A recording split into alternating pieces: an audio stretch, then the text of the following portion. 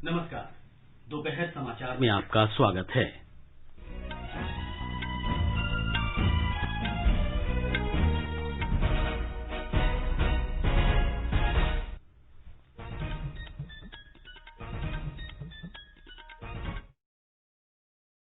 डेढ़ महीने में पहली बार कोविड-19 मामलों की संख्या घटकर 8 लाख से कम हुई। स्वस्थ होने की दर बढ़कर 87% से अधिक।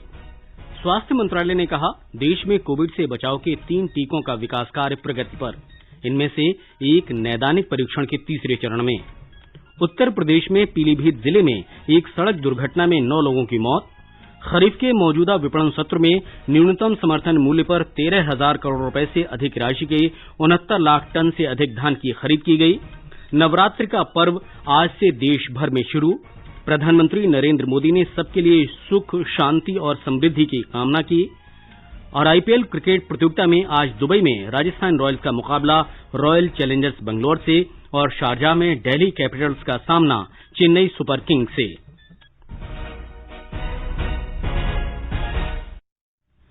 दोपहर समाचार में चारू सक्सेना के साथ मैं मुकेश कुमार। कोविड-19 महामारी के खिलाफ देश एकजुट होकर लड़ रहा है। आप भी हमारे साथ सुरक्षा और बचाव के 3 आसान एहतियाती उपायों का संकल्प लें। मास्क पहनें, 2 गज दूरी है जरूरी, सुरक्षित दूरी बनाए रखें, हाथ और मुंह साफ रखें। अब समाचार विस्तार से। देश में डेढ़ महीने के बाद कोरोना के मरीजों की संख्या में बड़ी कमी दर्ज की गई है और ये घटकर 8 लाख से कम रह गई है। देश में इस समय कोरोना के 7,95,000 मरीज हैं। ये संख्या कुल संक्रमित लोगों का 10% से कुछ अधिक है। संक्रमण से ठीक होने वालों की दर 87% से अधिक हो गई है। अब तक 65,24,000 से अधिक लोग संक्रमण से ठीक हो चुके हैं। पिछले 24 घंटों के दौरान 70,000 से अधिक लोग ठीक हुए, जबकि 62,000 से अधिक लोगों में संक्रमण की पुष्टि हुई। देश में कोरोना से मरने वालों की दर 1.52% है। नए संक्रमण के 78% मामले 10 राज्यों और केंद्र शासित प्रदेशों में हैं। महाराष्ट्र में सबसे ज्यादा कोरोना के मरीज हैं। इसके बाद कर्नाटक और केरल का स्थान है। पिछले 24 घंटों में देश में कोरोना से 837 व्यक्तियों की मृत्यु हुई। सबसे अधिक 306 लोगों की मृत्यु महाराष्ट्र में हुई। स्वास्थ्य और परिवार कल्याण मंत्रालय ने उच्च स्तरीय दल केरल, कर्नाटक, राजस्थान, छत्तीसगढ़ और पश्चिम बंगाल भेजे हैं। ये दल कोविड के खिलाफ राज्य सरकार के प्रयासों को मजबूत करने में सहयोग करेंगे। पुदुचेरी में कोविड-19 से स्वस्थ होने की दर 84.86% हो गई। इस संक्रमण से मृत्यु दर 1.77% है। पिछले कुछ दिनों से संक्रमण के नए मामलों की संख्या में कमी आ रही है। राज्य में अब तक 32,978 लोग संक्रमित हुए हैं। इनमें से 27,984 लोग स्वस्थ हो चुके हैं। एक रिपोर्ट। राज्य के स्वास्थ्य विभाग के अनुसार आज कोविड-19 के 222 मरीजों की पुष्टि हुई है और 3 लोगों की मृत्यु हुई। स्वस्थ हुए 313 मरीजों को अस्पताल से छुट्टी दे दी गई है। वर्तमान में 1606 मरीजों का अस्पताल में इलाज चल रहा है और 2,814 मरीज घर पर ही पृथकवास में हैं। राज्य में कोरोना के 4,420 सक्रिय मामले हैं, जबकि अब तक 574 लोगों की मृत्यु हुई है। इसके साथ ही सरकारी स्कूलों में एक अध्यापक और 2 विद्यार्थी कोविड संक्रमित पाए गए हैं। पुदुचेरी में 8 अक्टूबर से 9वीं, 10वीं, 11वीं और 12वीं कक्षा के लिए स्कूल खोले गए हैं। पुदुचेरी से चंद्रमोहन की रिपोर्ट के साथ समाचार कक्ष से दीपिका शर्मा। तेलंगाना में पिछले 24 घंटों के दौरान कोविड-19 के 1,451 नए मामले सामने आने के साथ ही राज्य में संक्रमित लोगों की कुल संख्या 2,20,675 हो गई। कल 1,993 लोगों के ठीक होने के बाद स्वस्थ होने की दर बढ़कर 89.1% हो गई। अब तक 1,96,636 लोग इस संक्रमण से ठीक हो चुके हैं। राज्य के चिकित्सा और स्वास्थ्य विभाग के अनुसार पिछले 24 घंटों के दौरान 9 और लोगों की मौत होने के बाद मृतकों की संख्या 1,265 हो गई। राज्य में कोरोना संक्रमण के 22,774 सक्रिय मामले हैं। इनमें से 18,905 होम आइसोलेशन में हैं। स्वास्थ्य मंत्री डॉक्टर हर्षवर्धन ने विज्ञान और प्रौद्योगिकी विभाग के स्वायत्त संस्थानों तथा वैज्ञानिक और औद्योगिक अनुसंधान परिषद के प्रमुखों और निदेशकों के साथ कल कोविड से संबंधित एहतियाती उपायों के बारे में बैठक की। डॉक्टर हर्षवर्धन ने कोविड महामारी से निपटने में वैज्ञानिकों के प्रयासों की सराहना की। स्वास्थ्य तथा विज्ञान और प्रौद्योगिकी मंत्री ने कहा कि विश्व में 9 वैक्सीन परीक्षण के अंतिम चरण में हैं। भारत में 3 टीकों का परीक्षण चल रहा है। इनमें से एक टीका नैदानिक परीक्षण के तीसरे चरण में है। उन्होंने आशा व्यक्त की कि देश में जल्द ही कोरोना वैक्सीन का निर्माण शुरू हो जाएगा। डॉक्टर हर्षवर्धन ने कहा कि कोविड से संघर्ष अभी समाप्त नहीं हुआ है, इसलिए पूरी सावधानी और सतर्कता जरूरी है। उन्होंने कहा कि त्योहारों और सर्दियों के अगले 2.5 महीने कोरोना के खिलाफ संघर्ष में बहुत महत्वपूर्ण हैं। उन्होंने कहा कि प्रत्येक नागरिक की जिम्मेदारी है कि किसी भी हाल में एहतियाती उपायों में कमी न आने दी जाए।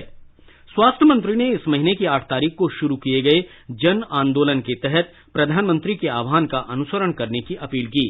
स्वास्थ्य मंत्री ने बताया कि भारत में कोविड संक्रमण से मुक्त होने की दर विश्व में सबसे अधिक है और मृत्यु दर सबसे नीची दरों में है।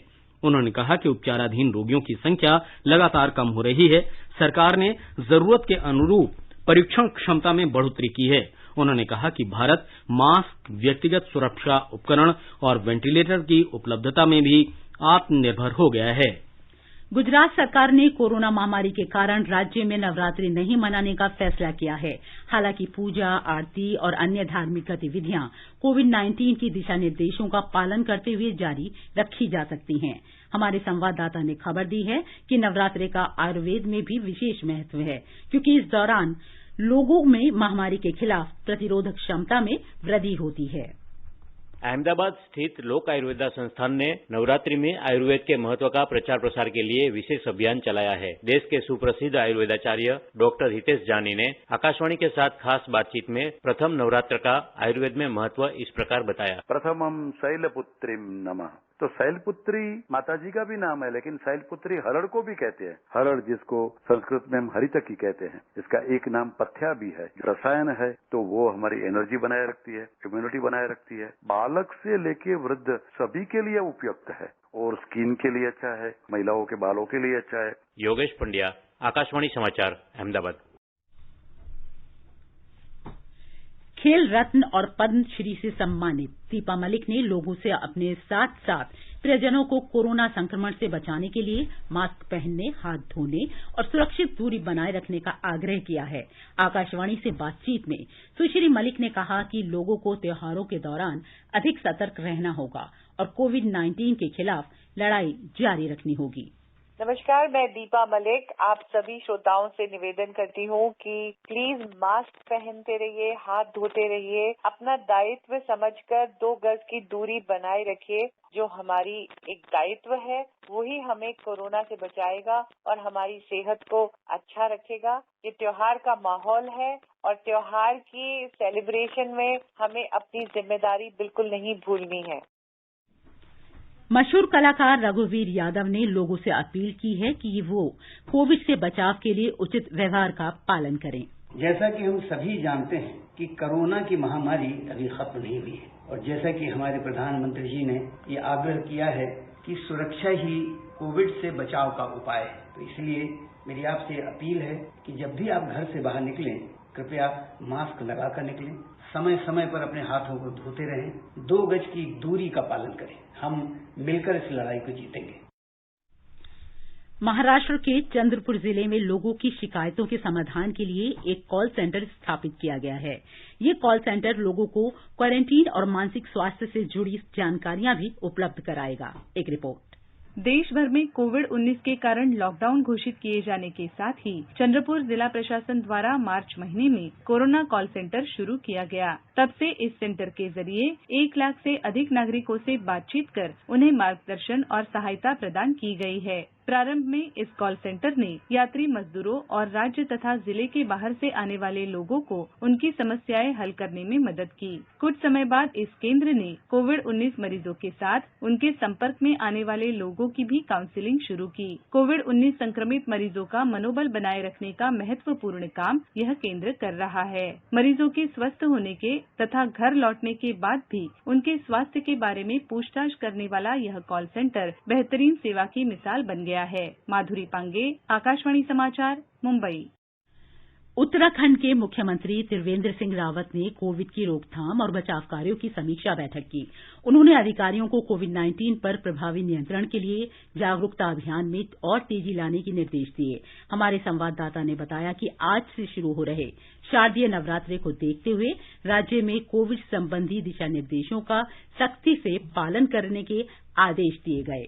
उत्तराखंड में मुख्यमंत्री त्रिवेंद्र सिंह रावत ने कोरोना जांच परिणाम के लिए ऑनलाइन पोर्टल का शुभारंभ किया। टेस्ट कराने वाले व्यक्ति को स्वास्थ्य और परिवार कल्याण विभाग उत्तराखंड के कोविड मैनेजमेंट पोर्टल के माध्यम से अपनी जांच रिपोर्ट प्राप्त हो जाएगी। ये पोर्टल है covid19.uk.gov.in। मुख्यमंत्री ने कहा कि प्रदेश में कोरोना पर नियंत्रण हुआ है, लेकिन ये समय और अधिक सतर्कता बरतने का है। इस बीच राज्य भर में घरों के दरवाजों, धार्मिक और पर्यटन स्थलों, कार्यालयों और वाहनों में कोविड से जागरूकता संबंधी स्टीकर लगाए जा रहे हैं और इसके लिए सामाजिक संगठनों और स्वयंसेवी संस्थाओं से सहयोग लिए जाने के निर्देश दिए गए हैं। इस बीच उत्तराखंड में पर्यटन की गतिविधियों में तेजी आई है। त्योहारों को देखते हुए मास्क के उपयोग, सुरक्षित दूरी बनाए रखने तथा स्वास्थ्य विभाग के मानदंडों के अनुसार सभी व्यवस्थाएं सुचारू रखने के लिए कड़े उपाय करने को कहा गया है। देहरादून से राघवेश पांडे के साथ मैं चंद्रिका जोशी।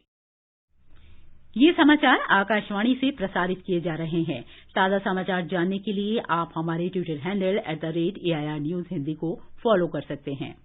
चलो मिलकर एक शुरुआत करें, चलो एक फैसला आज करें, मास्क नहीं तो टोकेंगे, कोरोना को रोकेंगे, चलो एक इरादा करते हैं, चलो खुद से वादा करते हैं, मास्क नहीं तो टोकेंगे, कोरोना को रोकेंगे।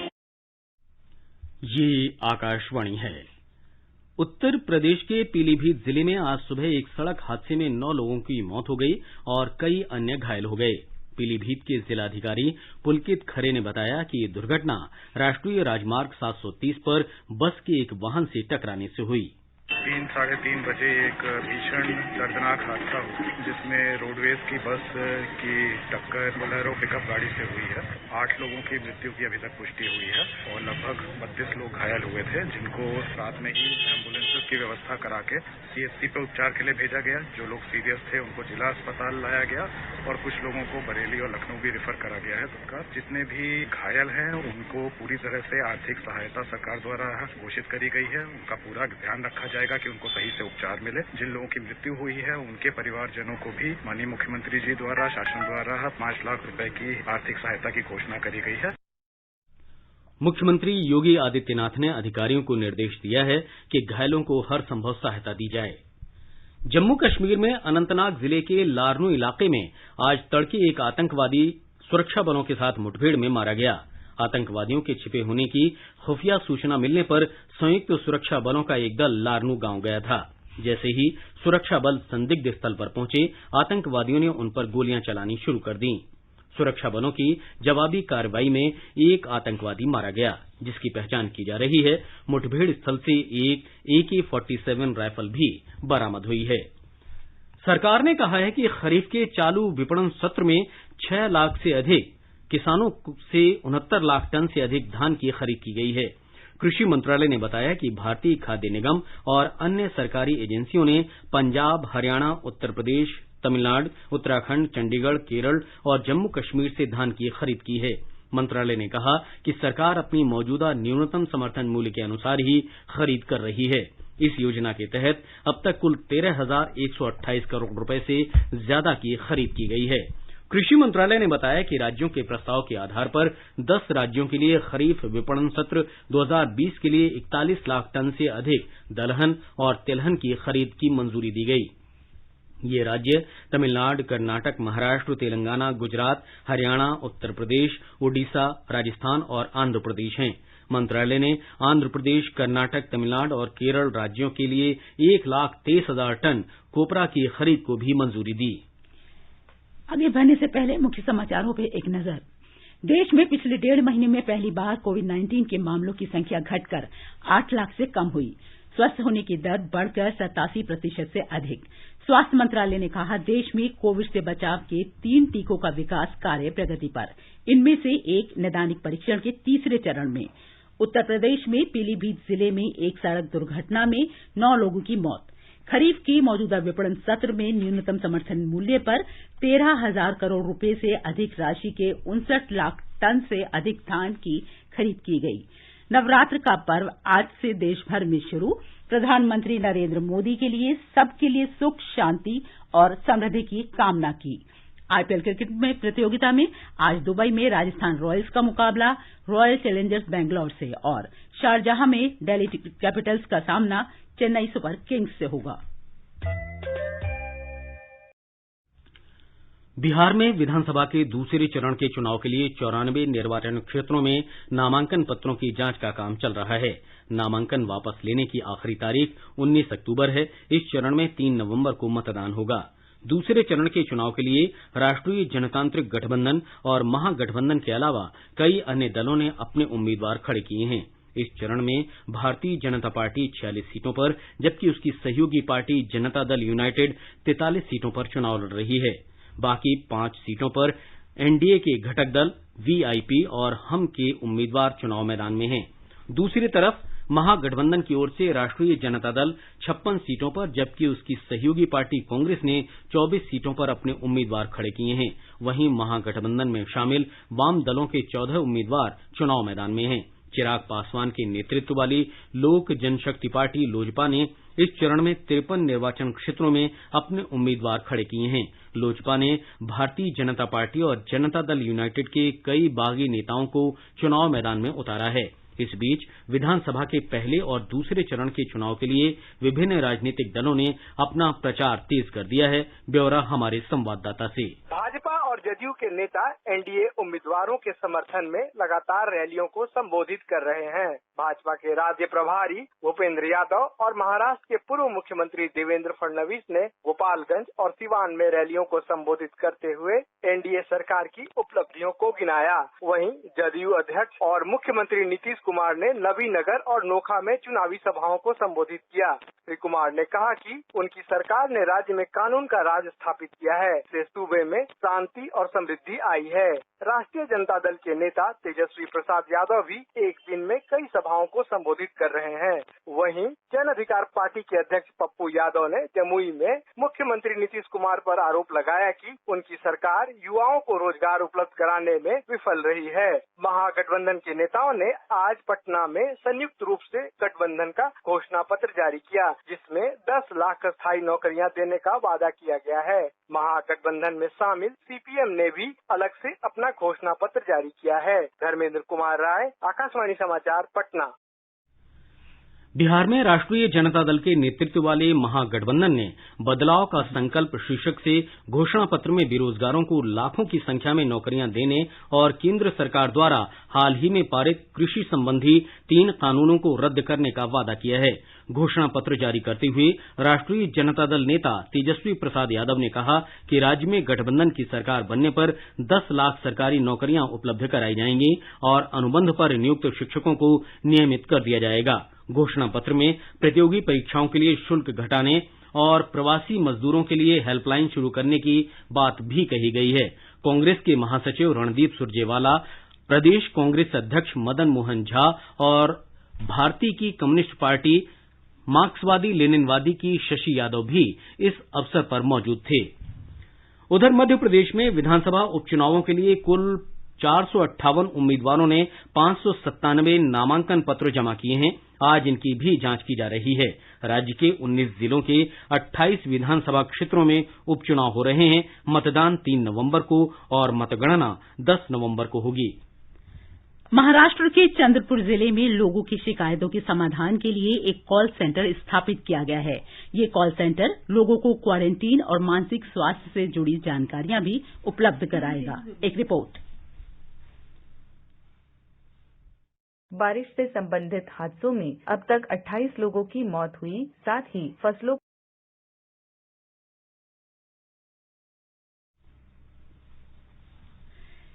ओडिशा के शोएब आफ्ताब ने मेडिकल स्नातक के लिए आयोजित राष्ट्रीय पात्रता प्रवेश परीक्षा नीट 2020 में 720 में से पूरे 720 अंक प्राप्त कर देश भर में पहला स्थान हासिल किया है। लॉकडाउन ने उनकी इस उपलब्धि में खूब सहायता की, क्योंकि इससे उन्हें परीक्षा की तैयारी के लिए अधिक समय मिल सका। पत्रकारों से बातचीत में शोएब आफ्ताब ने बताया कि लॉकडाउन को उन्होंने अपनी तैयारियों के एक अवसर के रूप में इस्तेमाल किया और बिना रुके अपनी पढ़ाई जारी रखी। एक टर्निंग पॉइंट ये था कि जो कोविड की वजह से लॉकडाउन हुआ उसको मैंने अच्छे से यूज में लिया। स्टार्टिंग से ही अप्रैल 2018 से जब मैं आया था अब तक मैं एक बार भी घर नहीं गया। हमेशा ये फोकस रहता था कि मैं जितना हो सके उतना स्कोर करूं और एग्जाम टाइम में काम रहूं। 3 आवर्स का जो टाइम है उसको फुल यूज में लेना है। मम्मी ने बहुत ज्यादा मोटिवेट किया इस चीज के लिए।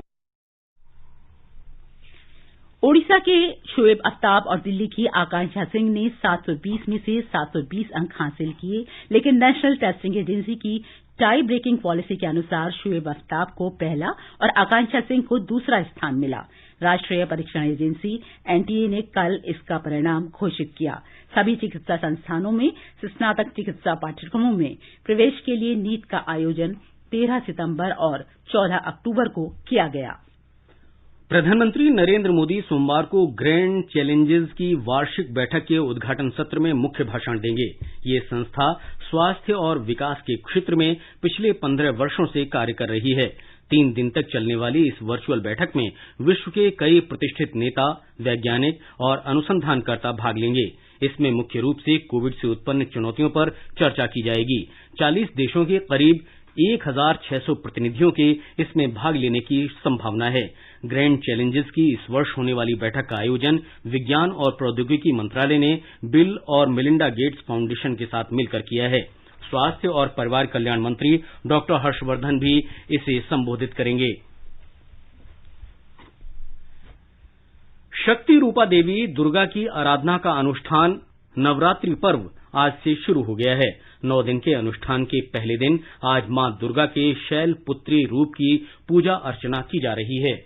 जम्मू कश्मीर में भी पूरी श्रद्धा के साथ आज से नवरात्रि अनुष्ठान शुरू हो गया है। हमारे संवाददाता ने बताया है कि श्रद्धालु मंदिरों में जाकर पूजा अर्चना कर रहे हैं। केंद्र शासित प्रदेश जम्मू कश्मीर में पहली पावन नवरात्र के उपलक्ष्य पर आज सुबह से ही श्रद्धालु कटरा स्थित मां वैष्णो देवी, दुर्गानाथ मंदिर श्रीनगर और घाटी के गांधरबल जिले के तुलमुला गांव में खीर भवानी मंदिर देवी दुर्गा मां के दरबार में दर्शन के लिए आ रहे हैं। भक्तजन प्रशासन के दिए हुए आवश्यक दिशा निर्देशों का अनुपालन कर रहे हैं और दुर्गा मां से प्रार्थना कर रहे हैं कि चल रहे कोविड-19 महामारी का अंत करके सारे विश्व को स्वास्थ्य और समृद्धि प्रदान करें। इस बीच उपराज्यपाल मनोज सिन्हा ने शरद नवरात्रि के शुभ अवसर पर जम्मू कश्मीर के निवासियों को शुभकामनाएं दी हैं। अपने संदेश में जम्मू कश्मीर केंद्र शासित प्रदेश के बेहतर भविष्य, समृद्धि और यहाँ के नागरिकों की भलाई के लिए उन्होंने देवी मां से प्रार्थना की। आकाशवाणी समाचार के लिए श्रीनगर से सुनील कौल। आंध्र प्रदेश में विजयवाड़ा में इंद्रकिलांद्री तीर्थ स्थल में श्री दुर्गा मल्लेश्वरा स्वामी देवस्थानम के अधिकारियों ने आज से शुरू होने वाले 10 दिवसीय दशहरा समारोह का आयोजन शुरू कर दिया है। मंदिर अधिकारियों ने कोविड-19 के सभी निर्धारित प्रोटोकॉल का पालन करते हुए त्योहार के सुचारू संचालन के लिए आवश्यक व्यवस्था करना शुरू कर दिया है। दुर्गा मंदिर में देश भर से आने वाले श्रद्धालुओं की भीड़ भरी से बचने के लिए इस बार कुछ अनुष्ठानों का आयोजन ऑनलाइन किया गया है। विजयवाड़ा शहर में दशहरा सबसे लोकप्रिय त्योहारों में से एक है। राज्य सरकार ने 2015 में इस राज्य महोत्सव के रूप में घोषित किया था और तब से प्रतिवर्ष बड़े पैमानों पर इस महोत्सव का आयोजन किया जाता है। दशहरे के दौरान देश भर के कम से कम 10 से 14 लाख श्रद्धालु विशेष पूजा अर्चना के लिए मंदिर आते हैं, लेकिन इस बार श्रद्धालुओं की संख्या में 8 से 10 गुना कमी होने की अनुमान है। पैलेस सिटी के नाम से मशहूर मैसूर में विश्व प्रसिद्ध 10 दिवसीय दशहरा उत्सव का आयोजन आज धार्मिक हर्षोल्लास के साथ शुरू हो गया। नाडा हब्बा के रूप में मनाया जाने वाला राज्य का यह त्योहार चामुंडी पहाड़ी पर स्थित देवी चामुंडेश्वरी के पूजा अर्चना के साथ शुरू हुआ। Shri Jayadeva institute of cardiovascular sciences and research के निदेशक डॉक्टर CN मंजुनाथ इस वर्ष के मुख्य अतिथि रहे, जिन्हें दशहरे के शुभारंभ के लिए कोविड-19 के उन फ्रंटलाइन डॉक्टरों और स्वास्थ्य कर्मियों की पहचान के रूप में चुना गया जो इस महामारी के दौरान बिना थके मरीजों की लगातार सेवा में लगे रहे। इस अवसर पर मुख्यमंत्री बीएस येदियुरप्पा ने मैसूर राजघराने की प्रमुख देवी चामुंडेश्वरी की प्रतिमा पर पुष्पांजलि अर्पित की। धार्मिक रूप से एक अन्य महत्वपूर्ण अनुष्ठान कावेरी तीर्थ थोड़भवा का आयोजन किया गया, जिसमें कावेरी नदी में बांग मांडला की पूजा की गई। इस स्थान को कावेरी नदी का जन्म स्थल माना जाता है। प्रधानमंत्री नरेंद्र मोदी ने नवरात्र की शुभकामनाएं दी हैं। श्री मोदी ने आशा व्यक्त की कि मां जगदम्बा सबके लिए सुख, शांति और समृद्धि लाएंगी। ये समाचार हमारी वेबसाइट newsonair/hindi और हमारे mobile app news on AIR भी उपलब्ध हैं। अरे भाई, सुना तुमने? अरे इस मुश्किल समय में सरकार ने हम कामगारों की मदद के लिए एक और बड़ा कदम उठाया है। कौन सा कदम? पात्रता के नियमों में छूट के साथ ईएसआईसी ने अटल बीमित व्यक्ति कल्याण योजना के तहत मिलने वाली राहत राशि को बढ़ाकर दुगना कर दिया है। हाँ, अच्छा। पात्रता की शर्तों को पूरा करने वाले जरूरतमंद बीमित व्यक्ति राहत के लिए ऑनलाइन दावा www.esic.in पर करें। अधिक जानकारी के लिए अपने नजदीकी ईएसआईसी शाखा कार्यालय से संपर्क करें या फिर टोल फ्री नंबर 1800-112526 पर कॉल करें। चिंता से मुक्ति। दोपहर समाचार में आपका फिर स्वागत है।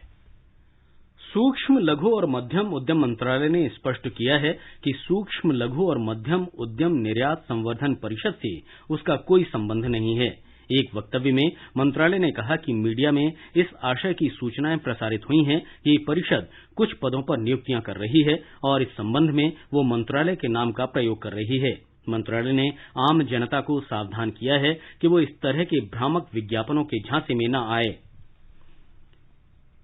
भारतीय रिजर्व बैंक पहली बार मुक्त बाजार संचालन के जरिए इस महीने की 22 तारीख को राज्य विकास ऋणों की खरीद करेगा। नकदी प्रवाह बढ़ाने और बेहतर मूल्य सुनिश्चित करने के लिए मौजूदा वित्त वर्ष के दौरान विशेष व्यवस्था के रूप में 10,000 करोड़ रुपए मूल्य का मुक्त बाजार संचालन किया जाएगा।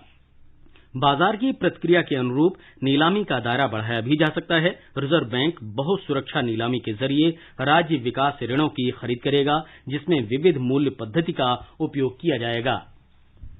और अब एक नजर आज के मौसम पर।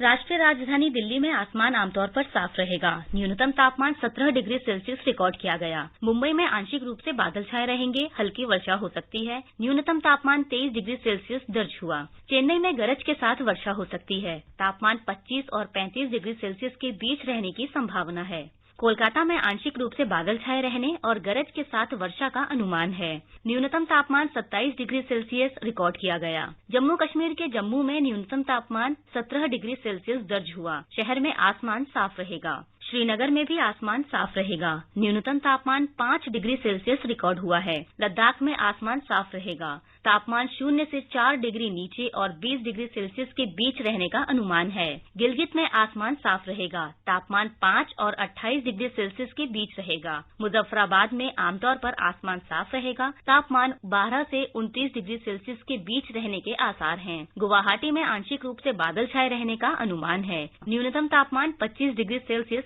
दर्ज हुआ। समाचार कक्ष से दीपिका शर्मा। आईपीएल क्रिकेट प्रतियोगिता में आज दुबई में राजस्थान रॉयल्स का मुकाबला रॉयल चैलेंजर्स बैंगलोर से और शारजाह में दिल्ली कैपिटल्स का सामना चेन्नई सुपर किंग्स से होगा। कल रात अबुधाबी में मुंबई इंडियंस ने कोलकाता नाइट राइडर्स को 8 विकेट से हरा दिया। कोलकाता नाइट राइडर्स ने मुंबई इंडियंस को 149 रन का लक्ष्य दिया था, जिसे उसने 2 विकेट खोकर हासिल कर लिया। इस जीत के साथ ही मुंबई इंडियंस की टीम अंक तालिका में शीर्ष पर आ गई। और अंत में मुख्य समाचार एक बार फिर। देश में पिछले 1.5 महीने में पहली बार कोविड-19 के मामलों की संख्या घटकर 8 लाख से कम हुई। स्वस्थ होने की दर बढ़कर 87% से अधिक। स्वास्थ्य मंत्रालय ने कहा, देश में कोविड से बचाव के 3 टीकों का विकास कार्य प्रगति पर, इनमें से एक नैदानिक परीक्षण के तीसरे चरण में। उत्तर प्रदेश में पीलीभीत जिले में एक सड़क दुर्घटना में 9 लोगों की मौत। खरीफ के मौजूदा विपणन सत्र में न्यूनतम समर्थन मूल्य पर 13,000 करोड़ रुपए से अधिक राशि के 69 लाख टन से अधिक धान की खरीद की गई। नवरात्रि का पर्व आज से देश भर में शुरू। प्रधानमंत्री नरेंद्र मोदी ने सबके लिए सुख, शांति और समृद्धि की कामना की। और आईपीएल क्रिकेट प्रतियोगिता में आज दुबई में राजस्थान रॉयल्स का मुकाबला रॉयल चैलेंजर्स बेंगलोर से और शारजाह में दिल्ली कैपिटल्स का सामना चेन्नई सुपर किंग्स से। इसके साथ ही दोपहर समाचार का ये अंक समाप्त हुआ। नमस्कार।